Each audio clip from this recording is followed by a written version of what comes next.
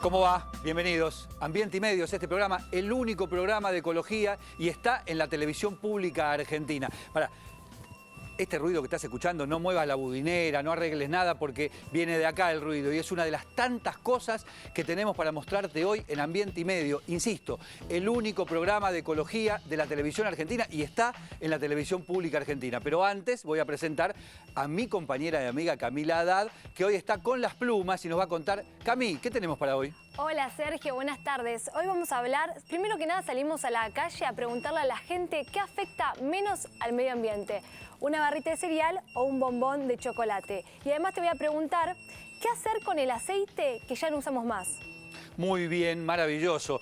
Este ruido del que les hablaba antes, este ruido que claramente nos está molestando, es una de las cosas que les vamos a contar hoy. Y es un dispositivo para prevenir inundaciones que desarrollaron los alumnos del Colegio Almirante Brown, del Colegio Técnico Almirante Brown de la ciudad de Buenos Aires. Y vos te estarás preguntando por qué esto, que no es Cocineros Argentinos, tiene un montón de tomate, lechuga, brócoli, zanahoria, etcétera, etcétera. Algunos más lindos y otros más feos. Hoy vamos a hablar y vamos a tratar de entender qué tiene que ver la alimentación con el medio ambiente. Todo lo que nos dicen que es sano, ¿es bueno para el medio ambiente? Pregunta para que nos respondamos a lo largo del programa. Y también les presento el dato del día.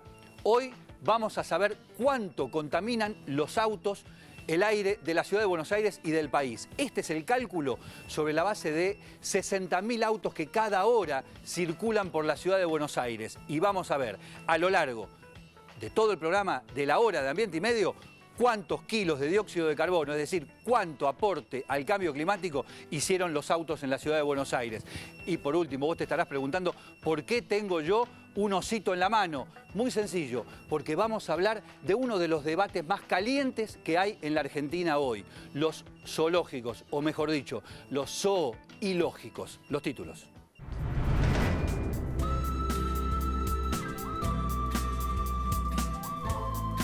Hoy en Ambiente y Medio hablaremos sobre lo que comemos y sobre el modo en que la industria de los alimentos impacta negativamente sobre nuestro hábitat. ¿Y qué afecta menos al medio ambiente? ¿Una barrita de cereal o un chocolate? No tengo la menor, pero supongo que el cereal debe ser, pero no tengo idea. Hay otros modelos posibles para dar de comer de una manera más justa a las personas y tiene que ver con devolver justamente devolver la naturaleza al esquema de producción alimentaria. Nosotros aprendimos a producir alimentos en el momento en el que aprendimos a trabajar con la naturaleza. Ahí hay un, como se llama en economía, un trade-off. Entran más pobres a comer o sea, hay menos impacto sobre el medio ambiente. Y eso es cosa que los estados, la sociedad, tiene que definir qué quiere hacer. En nuestra sección Cicatrices recordamos los trágicos hechos de Exxon Valdez en el Polo Norte. Por la rajadura de su panza brotó una marea negra de 42 millones de litros de crudo, que contaminó 2.080 kilómetros de costa. Todo esto y mucho más en el único programa de ecología y medio ambiente de la televisión abierta argentina.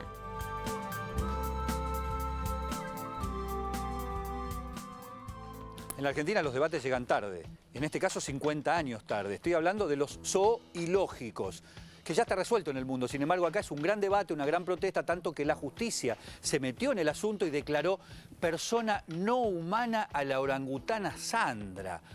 Hay muchas quejas de parte del cocodrilo Miguel y del rinoceronte Horacio respecto de por qué a ellos no les dan el mismo tratamiento que a la orangutana Sandra. Lo cierto es que hay mucha gente protestando por los zoológicos y el gobierno de la ciudad de Buenos Aires recogió el guante y anunció primero un cambio de nombre. No se llama más zoológico el de Palermo, sino que se pasa a llamar ecoparque. Y se van a trasladar algunos animales, aunque no hay mucha claridad respecto de esto. Lo segundo es cambiar quien administra el zoológico. Hasta hoy, una empresa privada y a partir de ahora, presuntamente el Estado.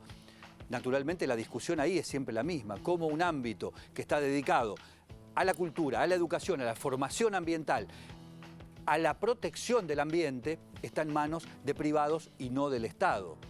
El zoológico de la Ciudad de Buenos Aires llegó a subastarse al mejor postor y quien ganó esa concesión dejó de pagar el canon inmediatamente. Y eso ocurrió simultáneamente con la muerte del oso polar Winner, que desató, entre otras cosas, la renuncia del entonces director técnico del zoológico, el prestigioso naturalista Claudio Bertonati, quien declaró que los dueños de esa concesión lo único que querían era el lucro. Y eso despertó un montón de preguntas. ¿Por qué un oso polar en un lugar donde hace 40 grados a la sombra en pleno verano? Y desató además un montón de incógnitas respecto de otros lugares en la Argentina, otros zoológicos. En Mendoza hubo una crisis política que debió concluir recién cuando cerró el zoológico del Cerro de la Gloria. En Florencio Varela, un oso hormiguero mató a una cuidadora. Esto es lo correcto. En Luján, el zoológico se promueve a sí mismo como el único en el cual se puede entrar en contacto visitantes con animales, cosa que está expresamente prohibida por la ley 12.238. No se puede poner en contacto un animal silvestre con un chico o un visitante. Y así sucesivamente. En Colón, en la provincia de Buenos Aires, hubo que cerrar el zoológico para que los animales no se coman entre ellos. La discusión está planteada. ¿Qué sentido tiene un zoológico en el siglo XXI? En el mundo han desaparecido y están desapareciendo los parques de diversiones, entendidos como zoológicos. En la ciudad de Buenos Aires el gobierno dice que está pensando en algo parecido a un parque de diversiones en México. Por eso ha despertado mucha polémica y muchas dudas respecto de cómo va a evolucionar las cosas. Está claro que todos los chicos siempre quisimos tener una colección de animales en nuestra casa. Por eso es negocio poner un zoológico o un circo. Yo quise tener mi propia colección de animales. Yo soy biólogo, ¿saben?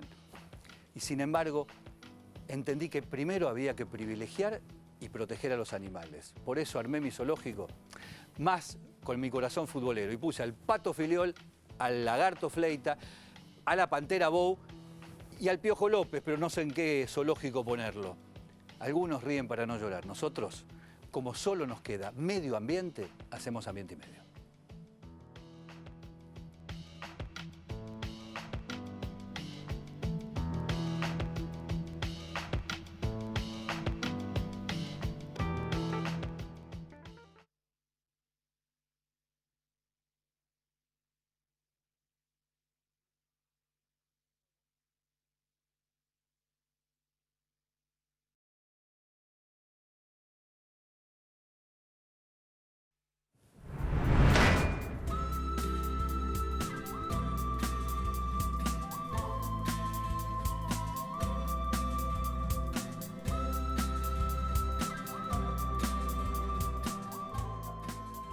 Hablar habla cualquiera.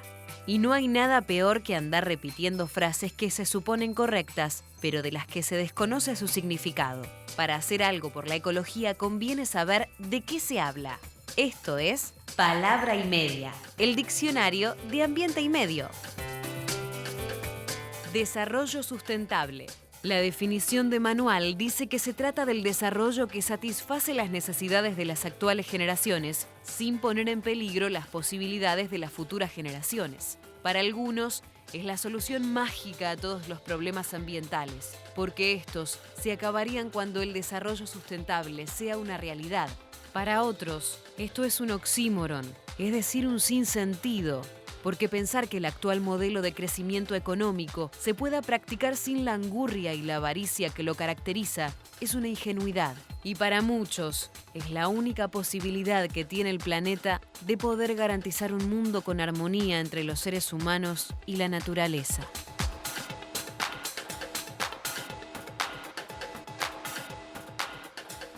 Comer come cualquiera y uno dice, yo como sano, y se manda esta planta de lechuga que resulta que es una de las que recibe alguna parte de los 250 millones de litros de agrotóxico que se echan sobre los campos argentinos. Otro dice, yo como sano, como milanesa de soja, y es parte de la soja que se siembra en el 70% de la superficie cultivable argentina, desplazando, o mejor dicho, llevándose puestos los bosques nativos que hacen de pulmones al planeta. Y así sucesivamente. Y otro dice, yo como sano, y se manda este tomate maravilloso, redondo, colorado, y resulta que es quizás producto de una manipulación genética y no consume, en cambio, estas aromáticas que indudablemente son orgánicas. ¿Qué quiere decir orgánicas? Que han sido producidas sin utilización ni de manipulación genética, por cierto, ni de agrotóxicos, plaguicidas, herbicidas y demás químicos.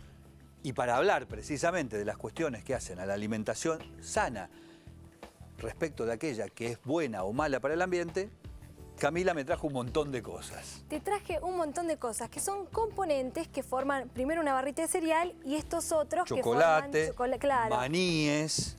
Bien, ¿qué más? Hay un poco de todo.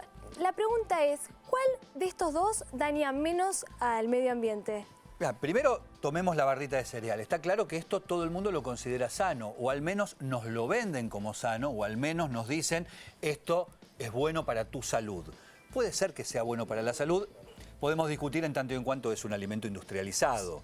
Por lo tanto, todos los alimentos industrializados está claro que son al menos menos buenos que los alimentos naturales. Siempre es mejor comer una fruta, una verdura, para la salud individual que una barrita de cereales. Pero aún así, esta barrita de cereales está compuesta por un montón de cereales, precisamente, que lo que hacen es ir desplazando los bosques nativos en la Argentina. O sea que esto en realidad es el que más daña al medio ambiente. Es el que provoca deforestación y desmonte. Entonces, cuando después hablamos de deforestación y desmonte, eso tiene un nombre y apellido, que es lo que se planta una vez que esos bosques han sido talados, por ejemplo. Y en el caso del chocolate, bueno, ni hablemos. Muchas veces esto que es completamente industrializado, no solamente no es bueno para la salud, sino que además andás a ver cuántos químicos se utilizaron, por ejemplo, para producir la leche que tiene adentro. Aunque si habláramos de cacao en estado puro, sencillamente podemos hablar de un cultivo normal y verdaderamente sano que no tiene ningún problema y que puede estar perfectamente adaptado y ser sustentable con el ambiente. Es muy interesante todo lo que decís porque nosotros salimos a la calle y preguntamos lo mismo y la gente, no sé si dijo lo mismo. La gente confunde, ¿no? La gente confunde. Veamos. ¿Qué pensás que es más saludable, una barrita de cereal o un chocolate? Una barrita de cereal. ¿Y qué pensás que afecta menos al medio ambiente? Una barrita de cereal, porque me parece más saludable la barrita de cereal, digamos. Cereales. ¿Cuál de los dos crees que afecta menos? Menos el chocolate. No, ni idea. El medio ambiente, ni idea. La barrita de cereal que el chocolate, ¿sí? ¿Por qué? ¿Por qué pensás eso? Y porque me parece que es más saludable. Y la barrita de cereal, me imagino. Es que no sé, porque la barrita de cereal justamente tiene cereal y el chocolate tiene cacao. No sé qué es lo que afectaría al medio ambiente. Una barrita de cereal, pero más rico es el chocolate. ¿Y qué afecta menos al medio ambiente, una barrita de cereal o un chocolate? No tengo la menor, pero supongo que el cereal debe ser, pero no tengo idea. No tengo ni idea. ¿Y qué pensás que afecta menos al medio ambiente? Y la barrita de cereal, supongo. Por el papel. Los que hablan de la paleoalimentación hablan de la alimentación originaria, es decir, aquella que incorporaba el hombre primitivo, es decir, aquella que se supone que está más adaptada a nuestra fisiología. En esa alimentación no existían los cereales. Por lo tanto, es muy interesante ver cómo para muchos lo que se vende o se considera sano individualmente, quizás no sea no solo tan sano individualmente, sino que además no sea lo mejor para el ambiente en su conjunto. Comer es una actividad individual, claro está.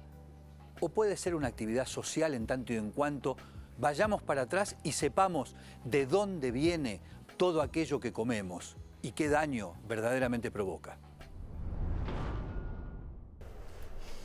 Vamos a comer de todas las formas posibles. De todas. Comer parece un acto individual, personal, a lo sumo social cuando implica vincularse con otras personas en una cena o un asado. Pero si desandamos el camino que va desde el bocado hasta los lugares en los que se producen los alimentos y vemos el impacto ambiental que generan, descubriremos que comer es muchísimo más que llevarse un trozo de churrasco, de pescado o de verdura a la boca. La alimentación es nuestra manera de relacionarnos con la naturaleza. Es la manera en la que nos conectamos con el medio ambiente todos los días, 3 o 4 veces por día, porque los alimentos que consumimos salen justamente de ahí. Aunque muchas veces pareciera que no, porque vienen en cajas insólitas, siempre todo tiene un origen al final en el campo. Entonces, nuestra huella es directa. Comer es un acto político, es un acto ambiental, es un acto social y cultural, obviamente. Y no se trata simplemente de solidarizarse con el animal que sufre, en caso de cuestionar la alimentación que los industrializa como si fuesen piezas de una maquinaria. Un tercio del planeta está ocupado por granos que terminan alimentando animales encerrados en granjas intensivas, que tienen su problemática particular por otro lado. Las granjas intensivas son lugares en donde hay muchísimos residuos tóxicos, residuos orgánicos, ¿no? Estamos hablando de las deposiciones de esos animales, la orina de esos animales que se concentran en piletones que vuelven esos suelos espacios muertos, que drenan hacia las napas de agua y también las contaminan, que contaminan el aire. Se trata de entender que si se come una costilla de cerdo, detrás estuvo la soja que lo alimentó a fuerza de deforestar montes y bosques. Estuvo el cambio climático, la erosión de los suelos, anduvieron los fumigadores. Este sistema alimentario no está pensado para alimentar. Está pensado para imponer una sola dieta global en donde el consumo de carnes sea muy excesivo. Digo, sea excesivo en cuanto a que sea diario, por ejemplo, que todas las personas tengan todos los días estos pollos baratos que se producen en estos lugares, estas carnes baratas, obviamente teniendo en cuenta que nadie se hace cargo dentro de estos esquemas de negocio de las externalidades de las que nos hacemos cargo todos, ¿no? No es trivial que en la Argentina, un país que según los eslogans produce alimentos para 300 millones de habitantes, el 70% de su superficie cultivable esté tapizada con soja.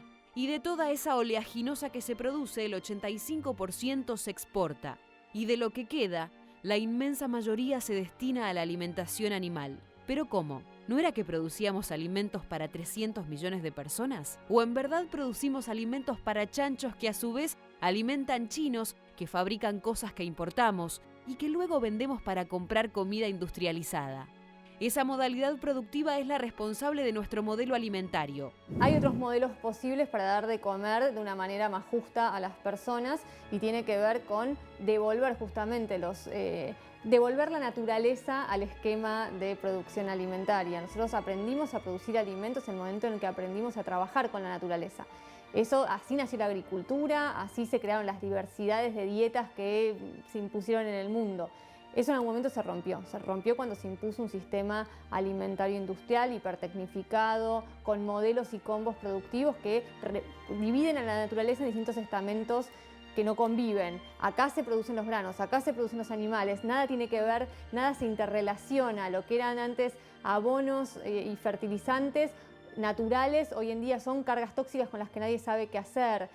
Carne industrializada, verdura fumigada y mucho, pero mucho alimento enlatado, envasado y atiborrado de productos químicos. ¿Cómo sería un país que diseña una alimentación sana para sus habitantes y produce los alimentos adecuados? ¿Sería como el nuestro, lleno de soja, de una costa a la otra? ¿O sería distinto? Ese país, un país en el que todos pudiéramos alimentarnos y además de manera sana, ¿es posible?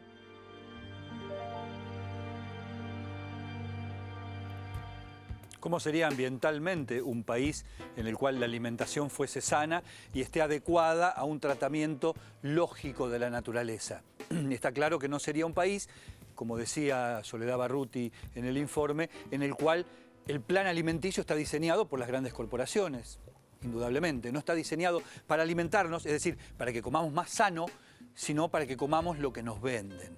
Sin embargo, hay otra mirada. Está la de aquellos que creen que lo que importa es simplemente producir una cantidad de granos, en este caso, a través de la soja, que permitan a su vez obtener el dinero para comprar los alimentos que se presume que necesitamos. En ese bando está enrolado quien se dedica, entre otras cosas, a producir soja, mucha soja en la Argentina, Gustavo Croboco-Patel. Fuimos a hablar con él. El cuestionamiento al modelo agropecuario o agrícola que tenemos basado en la siembra directa y la biotecnología tiene impactos positivos sobre el medio ambiente. Es decir, el hecho de que se haya prácticamente eliminado el riesgo de erosión y de degradación de suelos, que era algo que yo estudié, más yo fui docente de manejo y conservación de suelos, es un impacto positivo extraordinario, porque las civilizaciones murieron por la erosión y la degradación de los suelos. Yo creo que inclusive los productores hasta podrían adherir a eso, porque al haber menos oferta de productos, los productos tenderían a subir de precio. El problema es que la suba de precio deja a mucha gente sin poder consumir. Entonces ahí hay como se llama en economía, un trade-off. entran más pobres a comer o sea, hay menos impacto sobre el medio ambiente. Y eso es cosa que los estados, la sociedad, tiene que definir qué quiere hacer. Comer bien o evitar los impactos sobre el medio ambiente. ¿Es esa dicotomía irresoluble? No se puede comer bien, es decir, comer sano, comer la cantidad de proteínas, de aminoácidos que necesitamos para desarrollarnos fundamentalmente desde el punto de vista mental, que nuestros hijos nazcan sanos y al mismo tiempo proteger el ambiente. Para Grobo Copatel, esa disyuntiva es difícil de resolver. Segunda parte del productor sojero. La deforestación para mí es un problema en tanto de que haya que definir un ordenamiento territorial sobre lo que se puede hacer y lo que no se puede hacer. Nosotros tenemos ordenamientos territoriales en algunas provincias, en otras hay que actualizarlo y en otras no tenemos directamente. Es un problema muy específico en Argentina, o sea, si uno compara Argentina con Brasil, digamos, la crisis y el conflicto existen en las principales zonas agrícolas y en un porcentaje relevante. En Argentina es un porcentaje muy poco relevante, por eso sí, es bastante increíble que no se pueda resolver. Es más fácil resolver ese tema en Argentina. Se resuelve con ordenamiento territorial, control, aplicaciones, digamos, tecnológicas nuevas que permitan mejorar ese tipo de control, encontrarle cadenas de valor competitivas a las zonas verdes es más fácil, pero hay que encontrarle competitividad a las cadenas de valor en zonas amarillas. En las zonas amarillas es muy interesante porque es también más la zona donde viven poblaciones más pobres o de pueblos originarios. Entonces ahí tenemos que ayudar a que se desarrollen ecosistemas de negocios en zonas amarillas. ¿Qué le pareció, Camila? Me encantó, me parece que Te gustó el chocolate, me parece. El chocolate, ¿a quién no le gusta? Más que la barrita de cereal, ¿no? Yo soy del equipo del chocolate. Qué bárbaro, esta gente que no come sano. Pero es el que menos ayuda, que más ayuda. ¿Menos o más? ¿A quién ayuda más? Bueno, dejémoslo ahí, como decía un viejo conductor. Pero hay que avisarle a la gente que si quiere participar del programa lo puede hacer a través de nuestras redes sociales o inclusive mandándonos un mail. Y si sos del colegio y estás haciendo algún proyecto ecológico, también te invitamos a venir para que no solo nos lo muestres a nosotros, sino que también a todo el país. Hablando de colegios, en un ratito vuelve el ruidito, es decir, vuelve el colegio que nos va a mostrar el dispositivo para prevenir inundaciones que han desarrollado en una escuela del barrio de Saavedra de la ciudad de Buenos Aires. Ya venimos.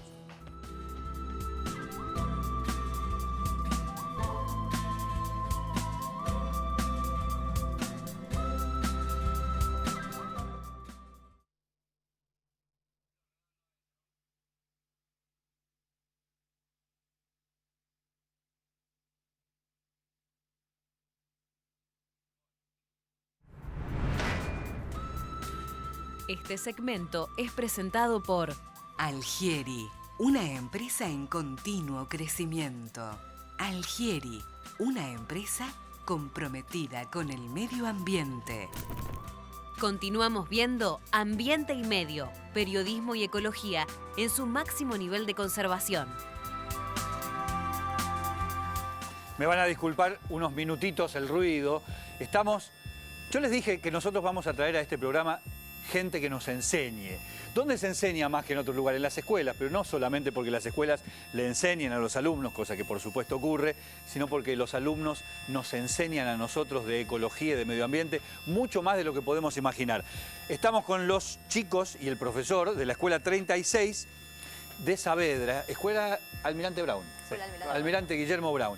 Maxi, Franco y Miranda nos están acompañando acá porque nos van a mostrar esto que ustedes están viendo, que es ni más ni menos que un dispositivo de alerta para las inundaciones. Inundaciones Saavedra. ¿Les suena? En el año 2013 hubo una última de una gran serie de inundaciones en la cuenca del arroyo Medrano donde murieron 8 personas. ¿Tiene algo que ver este dispositivo, Maxi, con ese episodio? Está basado en eso. Acérquense, vengan. Sí. Bueno, sí, el trabajo... ¿Podemos apagar un poquito eso? Porque si no, no nos escucha nadie. Ahí estamos, listo. Ahora sí, muchachos. Bueno. ¿Entonces? Sí, el trabajo comenzó en el año 2014. Fueron las primeras experiencias que tuvimos ahí en Saavedra, en el barrio Mitre, que fuimos con los chicos, Miranda y sus compañeros.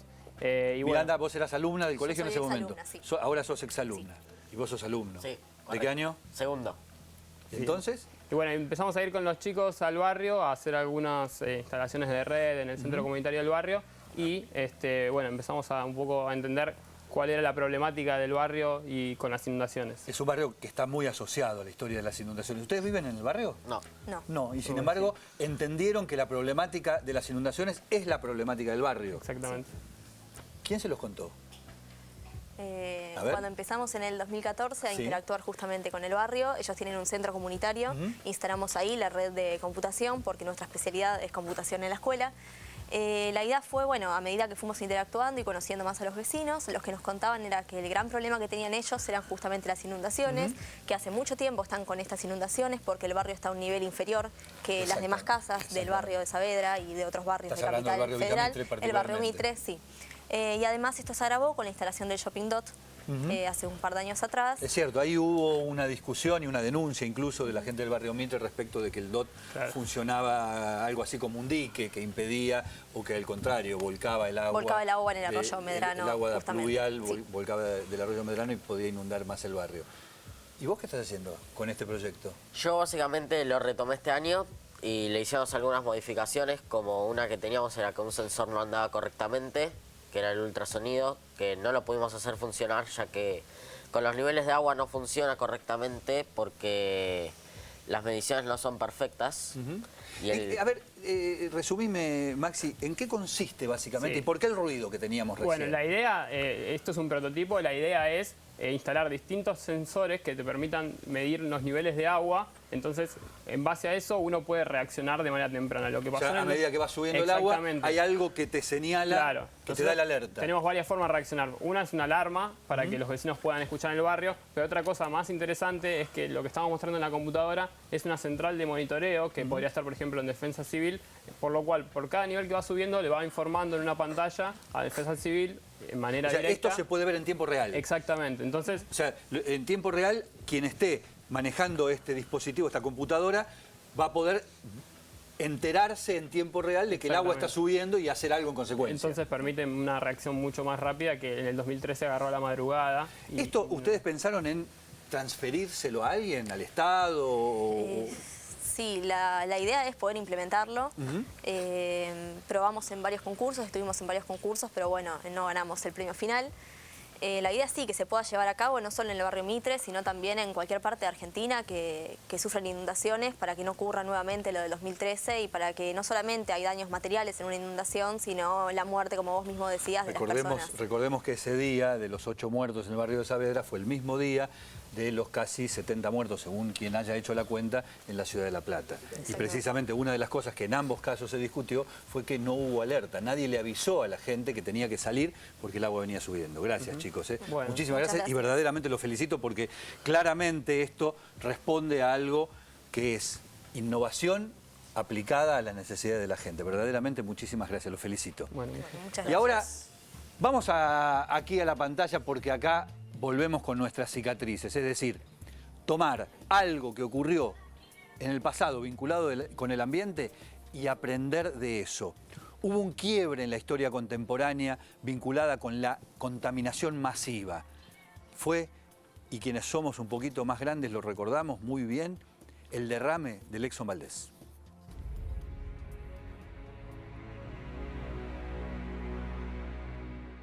Es marzo.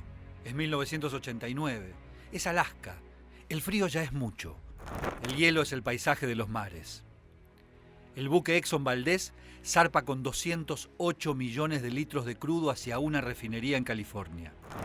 Era un viaje que ya habían realizado otros buques hasta más de 8.000 veces desde que había comenzado a correr el crudo por el oleoducto que transportaba petróleo desde los pozos del Ártico hasta las refinerías del sur del país. A poco de zarpar, el capitán dejó el barco a manos de un oficial que no reunía las credenciales necesarias para pilotar un petrolero de esa magnitud. El Exxon Valdez perdió el rumbo. Y en la medianoche del 24 de marzo de 1989, encalló en el arrecife Blythe Reef.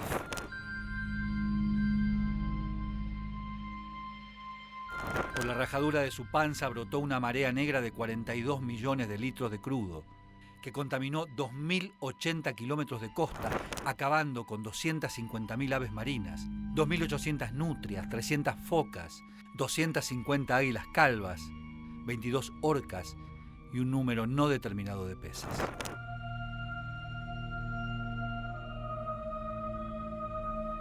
Todo era un caos. Y durante las labores de limpieza las cosas no mejoraron. Exxon contrató a personas sin experiencia que confundían líquenes con restos del vertido y perseguían a los cormoranes como si estuvieran manchados, sin darse cuenta de que el negro era su color original. La justicia fue y vino con el tema. Hubo condenas millonarias, pero Exxon fue sobreseída. Finalmente se condenó a la empresa a pagar 4.500 millones de dólares y a remediar los daños. Pero nunca hubo culpables y la condena se diluyó entre los recovecos de la justicia. 25 años después, los rastros del Exxon Valdez no solo están en la memoria de los habitantes de Alaska. Ya son miles de millones los dólares gastados, pero todavía hoy, el 90% del crudo derramado entonces sigue vagando por los mares helados.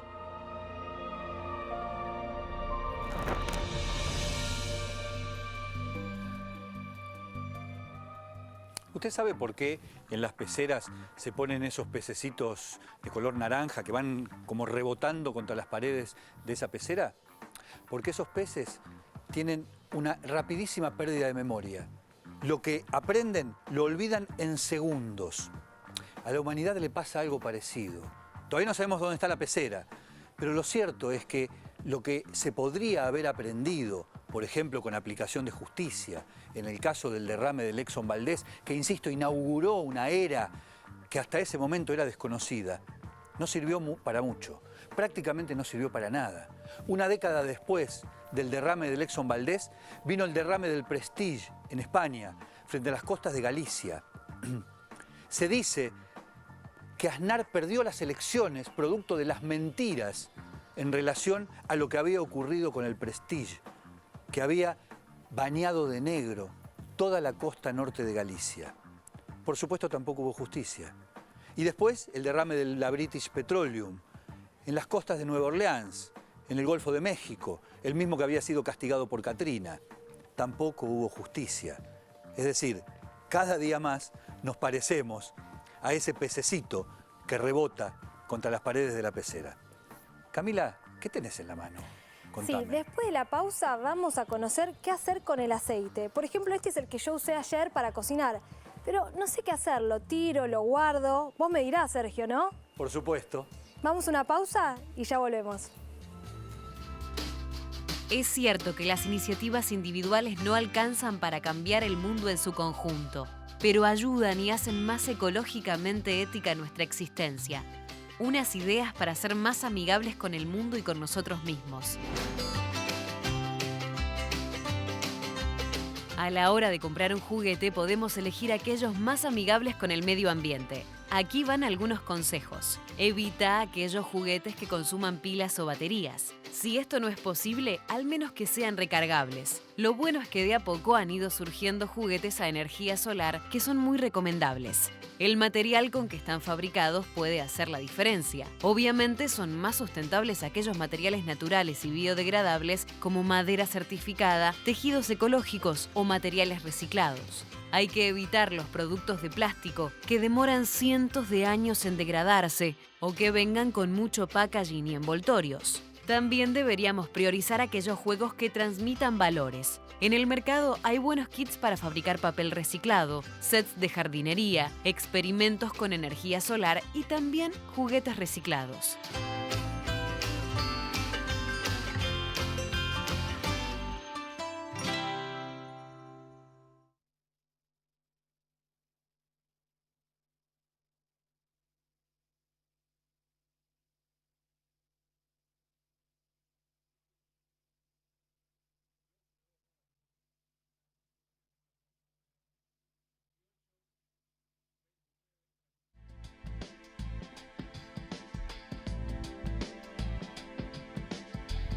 Hoy nos visitó la Escuela Técnica número 36, Almirante Guillermo Brown, de la ciudad de Buenos Aires, más precisamente del barrio de Saavedra, una escuela que desarrolló precisamente un dispositivo que está muy vinculado al sufrimiento del barrio de Saavedra, a las inundaciones. Esta gente de la escuela, alumnos, docentes, profesores, desarrollaron un dispositivo de alerta para las inundaciones que produce periódicamente el arroyo Medrano entubado y que pasa bajo los pies de todo el barrio de Saavedra. Por eso es importante que los colegios vengan acá a enseñarnos, a mostrarnos lo que han hecho, lo que han desarrollado y lo que han aprendido. Invitamos a todos los colegios de todo el país a que vengan a Ambiente y Medio, a que nos cuenten, nos muestren, nos enseñen y fundamentalmente nos puedan ilustrar con aquellas cosas que ellos son capaces de desarrollar. ¿Qué me trajiste acá, Camila? ¿Qué es esto? ¿Una sartén? ¿Frascos de aceite? ¿Aceite usado? Educando a Rita voy a llamar esta sección en homenaje a una película.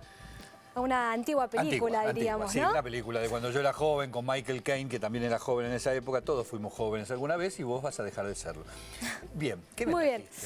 Bueno, esta vez te traje aceite porque lo usé anoche y la verdad que me entró la duda. No sé si guardarlo como lo guardé esta vez o tirarlo por la rejilla. Bueno, vos lo usás, supongo, un par de veces. Un par de veces, lo claro. colás, lo volvés a usar, está bien, está bueno eso para precisamente no gastar excesivamente. Lo tirás por la rejilla. Sí, una vez que ya lo usé muchas veces digo, lo tiro. No hay que hacer eso, no hay que tirar el aceite por la rejilla. Vamos a aclarar. ¿Y por qué? Primero una cuestión estrictamente hogareña. El aceite, a medida que se va enfriando, se va solidificando y va generando una cantidad de acumulación en los caños, precisamente por haberlo tirado por la rejilla. Y eso tapa los caños y puede producir que te florezcan por las rejillas de toda la casa cosas indeseables. Entonces, se entendió. Primer elemento. Pero el segundo elemento sí tiene que ver con el medio ambiente, claramente. Cuando vos tirás el aceite por la rejilla, va por el caño, ese caño va a algún lado. ¿A dónde crees que va, por ejemplo, todos los caños de la ciudad de Buenos Aires, por los cuales van todas las cosas que producimos en una casa, incluyendo en este caso el aceite? ¿Al riachuelo? Al riachuelo, al Río de la Plata. Quiere decir que le estamos agregando al Río de la Plata, por ejemplo, un contaminante que podríamos evitarlo. Como por ejemplo esto. Por ejemplo, iría al Río de la Plata. Exactamente, ni más ni menos. Entonces esto podríamos evitarlo. ¿Cómo? Bueno, en primer lugar guardándolo. Pero vos me vas a decir, claro, no puedo guardar eternamente ni usar eternamente el aceite. Por supuesto que no, porque además después de 2 o 3 usos, el aceite se convierte en tóxico.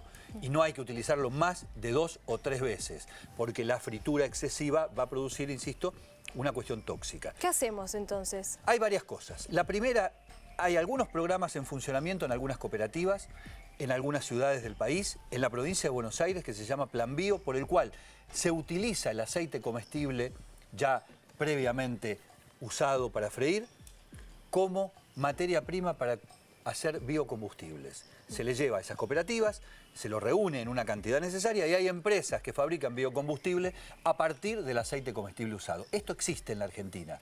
Es lo que hay que hacer, saberlo. muy importante, porque además estamos ayudando no solo a reducir la cantidad de aceite que se vuelca, por ejemplo, en la rejilla, sino también a producir biocombustible, es decir, combustibles que no son a partir de petróleo o de fuentes fósiles. Por lo tanto, tiene un doble beneficio. Esto es lo fundamental que hay que hacer. Pero, como todas las cosas, no lo tiene que hacer uno individualmente. Tiene que el Estado ayudarnos a que de alguna manera tenga sentido para nosotros guardar el aceite en casa y tengamos dónde llevarlo. Hay, insisto, lugares, hay muchas cooperativas, muchas ONGs que lo reciben. O sea, la próxima lo llevo a la cooperativa. La próxima lo llevas a la cooperativa o le pedís a alguien de la municipalidad, de tu ciudad, que te diga dónde podés llevar el aceite para que una empresa que hace biocombustibles lo pueda utilizar para fabricarlos. ¿Entiendes? Clarísimo. Muy bien. Ahora vamos a hablar de otra cosa. De áreas protegidas, ¿no? Ah, sí, las famosas áreas protegidas. Vamos a hablar de parques nacionales. En la Argentina hay más de 39 parques nacionales y hay muchísimas áreas protegidas, muchísimas zonas que precisamente están allí para conservar ecosistemas y conocer el funcionamiento de ellos. Sí, a veces mucha gente disfruta de sus paisajes, de sus zonas cuidadas, pero yo no sé qué tanto saben para qué existen estas áreas. Porque fundamentalmente lo que se protege no es específicamente paisajes, lo que se protege es un funcionamiento de ecosistema, animales, fauna y también personas. Y nosotros a partir de hoy vamos a ver a los parques nacionales desde un lugar del cual normalmente no lo han visto. Hoy el Parque Nacional Predelta, muy cerca de la ciudad de Buenos Aires.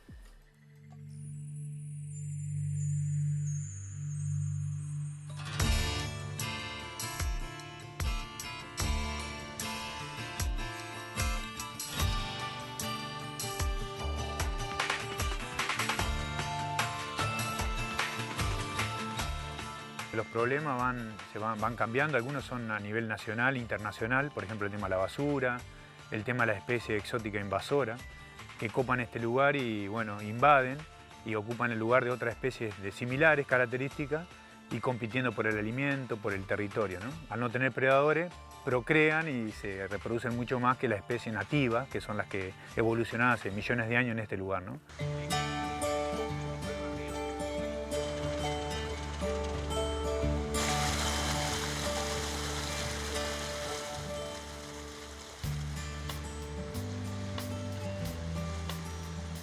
El Parque Nacional Predelta cuenta con muchísimas especies de peces y esas especies de peces no tienen límites naturales dentro del parque, entonces salen fuera de los límites donde pueden ser ocupadas por las poblaciones vecinas, ¿no? Entonces la función de reproducción de especies es re importante en un área protegida como este Parque Nacional, ¿no?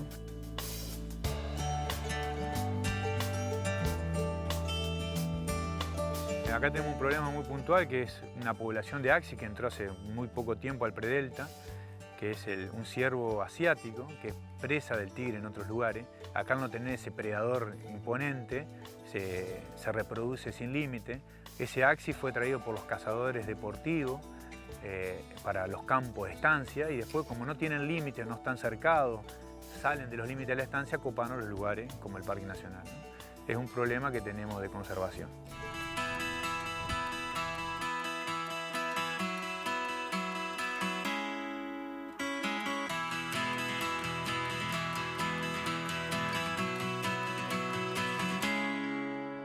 El hombre ha traído ya en la época de la colonización un desarraigo, para no sufrir el desarraigo de Europa, traía el paraíso, traía los pinos, traía muchas especies que vemos, la mora, por ejemplo. La mora se reproduce muy rápidamente porque los pájaros la comen, como son muy dulces sus frutos, entonces van sembrando fuera de los límites del patio de la casa y fueron sembrando hasta que copan todos los lugares naturales. Y esa mora también agarra un territorio y compite con la otra especie. Entonces un trabajo que se hace del parque es ver la forma de disminuir ese impacto que generan las especies invasoras en el parque, ¿no?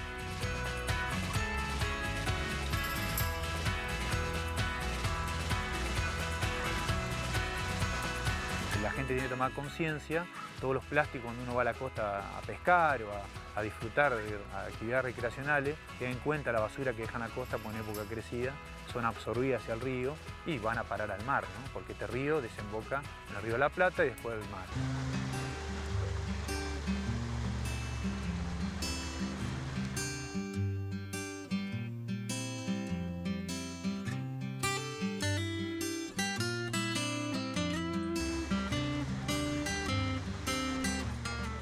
El desafío creo que está en la parte educacional y de la difusión de estos problemas. Muchas veces la gente, si no viene a un parque o mira la tele en algún programa muy particular de ambiente, muchas veces no se entera cuál es el problema, ¿no? Cree que tirar un papel de algún residuo es solamente estético, no, tiene un drama mucho más,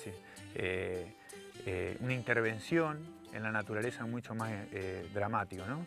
Lo que se tiene que hacer, nosotros pensamos y trabajamos eso desde la escuela, donde empezamos de los chicos, hasta la gente grande que nos visitan familiarmente en el parque, es tratar de mostrarles, ¿no? de mostrarles problemas, las causas y las consecuencias que llevan una acción que por ahí no es algo innato, ¿no? O sea, es una conducta que adquirimos durante el crecimiento. Por eso hay que cambiar las conductas de los chicos, que sean responsables cuando sean adultos, no como los adultos ahora que son muy irresponsables, ¿no?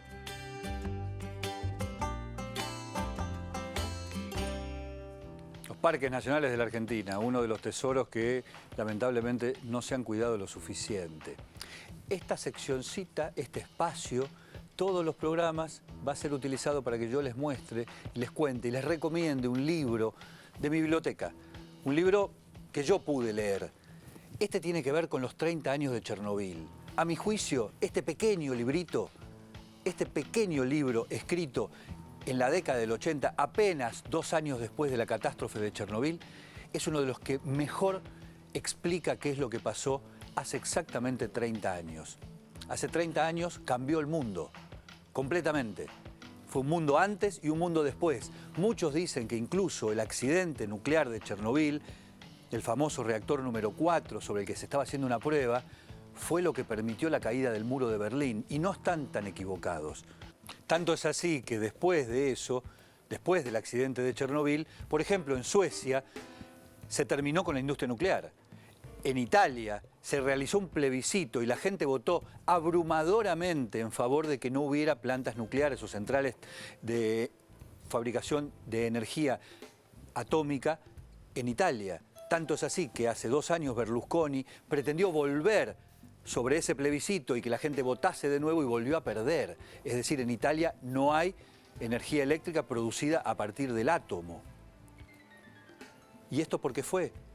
Primero por Chernobyl y luego por Fukushima, que fue el otro gran desastre nuclear de los últimos 30 años. Pero de ese vamos a hablar en otro momento. Y ahora vamos a ver en nuestra pantalla cómo estamos con la cantidad de dióxido de carbono, es decir, la cantidad de contaminación que los caños de escape de los autos, en este caso de la ciudad de Buenos Aires, pero si multiplican por 10, son los de todo el país, están largando a la atmósfera. Y cuando largan dióxido de carbono a la atmósfera, lo que están haciendo es ayudando, en el peor sentido de la palabra ayudar, al cambio climático. 17.000 y pico, casi 18.000 kilos de dióxido de carbono lanzados a la atmósfera por los 60.000 autos que por hora circulan en la ciudad de Buenos Aires. Se calcula que hay 1,5 millones de autos en la ciudad de Buenos Aires y 11 millones de autos en todo el país. Imaginen esto multiplicado solo en el caso de la ciudad de Buenos Aires por 1 millón de autos. Estamos hablando de que en ese caso la ciudad de Buenos Aires podría ser México, es decir, una ciudad castigada por el smog, o Santiago de Chile, otra ciudad castigada por el smog. ¿Por qué no lo es? Porque la ciudad de Buenos Aires es plana y los vientos favorecen a que se limpie la contaminación. Pero eso no hace que esté menos contaminada, como no hace que no debamos tener controles sobre qué sale de cada uno de los caños de escape. Nos vemos la semana que viene. Esto fue Ambiente y Medio. Muchísimas gracias por haber estado ahí.